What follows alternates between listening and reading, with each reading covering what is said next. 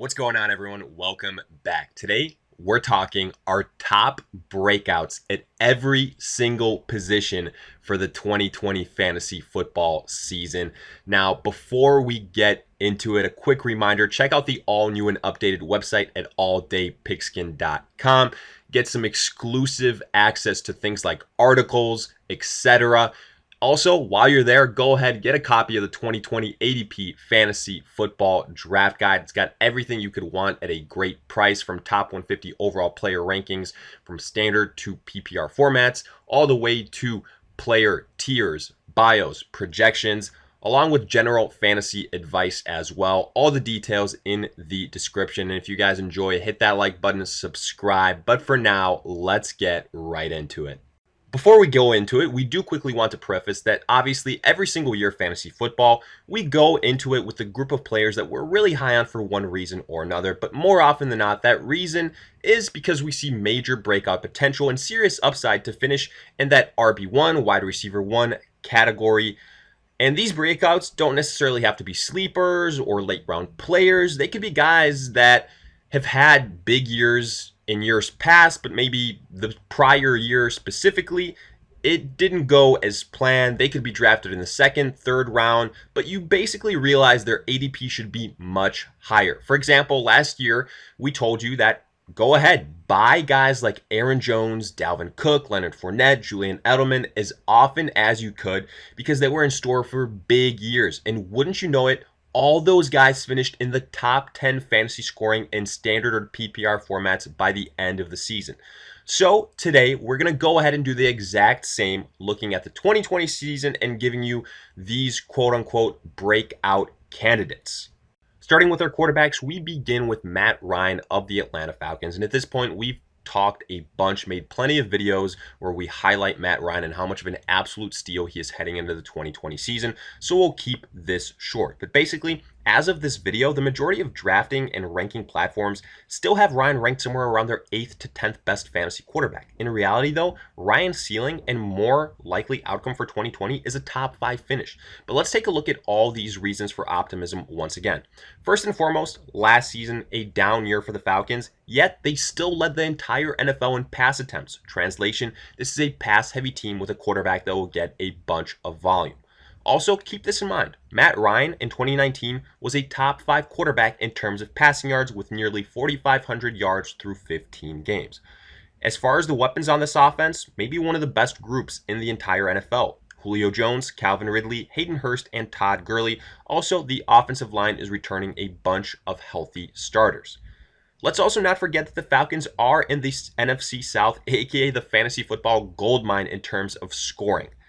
And lastly, consider the fact that just in 2018, Matt Ryan was a top 3 fantasy quarterback. He is a proven fantasy commodity. He is a former MVP. More experience with the offensive system in place should mean big things in store for Ryan in 2020. Moving on, we have also got Tom Brady in this breakout category. Similar to Matt Ryan, Tom Brady is in a great situation this season and is extremely undervalued. Yes, he's in a new system and he'll be 43 years old, but the upside is incredible. So let's look at this. Brady is surrounded by the best group of offensive playmakers that he has ever had, no question. The Bucs offense has the talent to be a top 5 unit in the NFL with guys like Mike Evans, Chris Godwin, Gronkowski, Howard, and Brait. The Bucs also continued to upgrade their offensive line with additions like Tristan Wirfs in the first round of the NFL draft.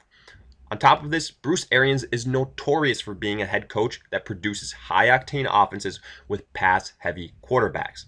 And again, playing in the aforementioned NFC South will precipitate many high-scoring contests. And lastly, Brady is currently ranked around the 10th best projected fantasy quarterback, if not worse, which means, yet again, huge opportunity for overachieving. Go ahead.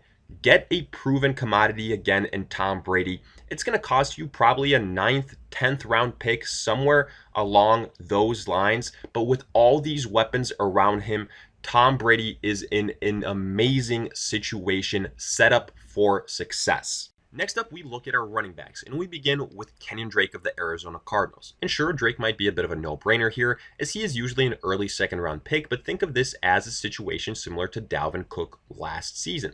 This is the type of player that's being drafted as an RB1, yes, but his upside is a top 5 running back finish altogether. After joining the Cardinals last year, all Drake did was produce. Out of 8 possible games, he had 5 with over 10 plus fantasy points, with 3 of those being 25 plus point outings. Now with no more David Johnson, this backfield firmly belongs to Kenyan Drake, who is also a very good dual threat running back that should be ranked higher in PPR formats. And if for some reason Drake does make you nervous, consider that Chase Edmonds is a very capable handcuff that you can insure Drake with, similar to Cook and Madison in 2019. On top of all of this, the Arizona offense in general should be one of the most improved this year, with a young quarterback in Kyler Murray that many are projecting to break out himself. And also consider the revamped wide receiver core now featuring DeAndre Hopkins that will open things up for everyone, including Kenyan Drake. Moving on, we've got Todd Gurley of the Atlanta Falcons. And yes, Gurley has been one of the best running backs in fantasy football for a long time, but considering his kind of down year in 2019, that's why he can go ahead and find himself in a breakout category for 2020. And naturally, Gurley is viewed as a bit of an unknown heading into this year with a new team in the Falcons and coming off a year with the Rams where he was severely underutilized. But we would argue that joining the Falcons was one of the best things that could have happened for Gurley and his fantasy outlook. In order to avoid repeating ourselves, you know all the reasons why we love the Atlanta offense already. But let's also not forget that Gurley is only a year and a half removed from being the best running back in all of fantasy football. Now, sure, those days are probably over, but a top 10 finish is still very much possible. Consider that Gurley is in a 1-year contract and the departure of Devonta Freeman, and you know the Falcons will heavily rely on Gurley. On top of all of this, Gurley's current value is anywhere from a late second-round pick to a mid-4th rounder, which is highway robbery. Our third and final addition on this list is James Conner of the Pittsburgh Steelers. Conner is another running back that we've been high on for several months, and we aren't backing away from that stance. Similar to Todd Gurley, he's broken out before, but last season was a dud. That's why he can break out again in 2020. In fact, since we started highlighting Conner back probably in March, his ADP has slowly increased, where he is now usually a surefire 4th round pick or maybe a 3rd rounder, depending on your platform and scoring formats. Still though, there remains big value and overachieving potential for Conner. The reality is that last year was a wash for every offensive weapon on the Steelers as soon as Roethlisberger went down in week 2. And yes, Conner dealt with injuries again, but at the moment, he is healthy. And when that is the case, he is the unquestioned workhorse running back for the Steelers. On top of this, the Steelers still have a dominant offensive line and a great defense, which will create plenty of scoring opportunities for Conner on a weekly basis. Getting to our wide receivers, we start with Adam Thielen of the Minnesota Vikings. Naturally, with Stephon Diggs no longer with the Vikings, the opportunities for Thielen will increase on their own. And sure, the Vikings are a run-first team, but Kirk Cousins has still averaged over 4,000 plus passing yards these last 5 years.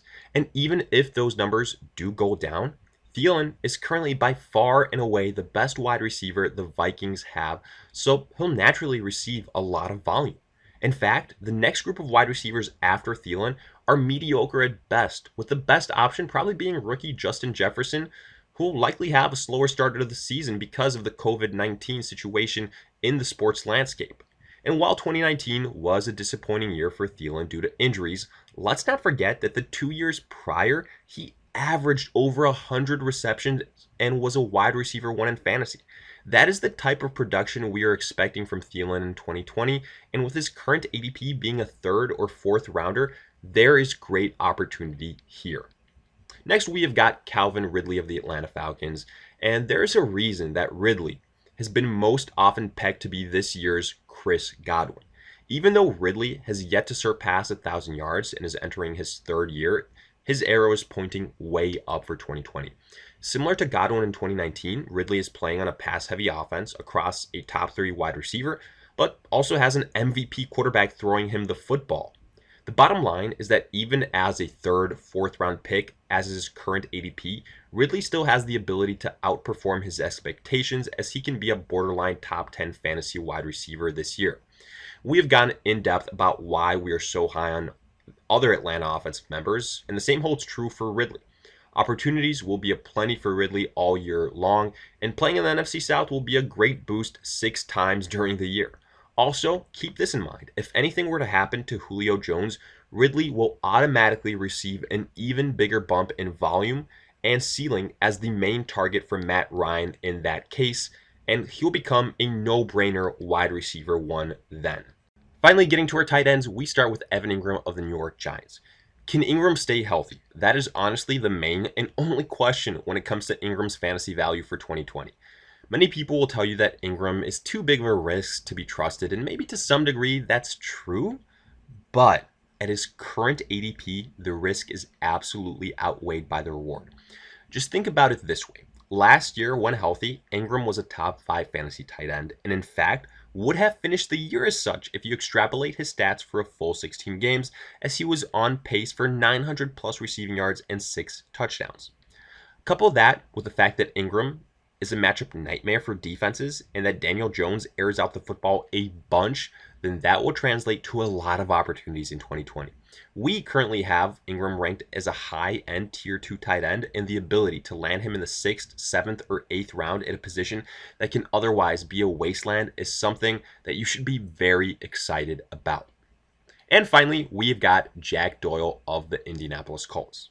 Now, having Phillip Rivers join the Colts was a huge win for Indianapolis offensively, and especially for Jack Doyle.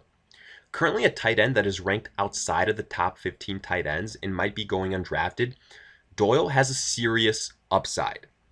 We've said this before, but Rivers is a quarterback that has always loved his tight ends. Think Antonio Gates, think Hunter Henry, and Jack Doyle should be no exception.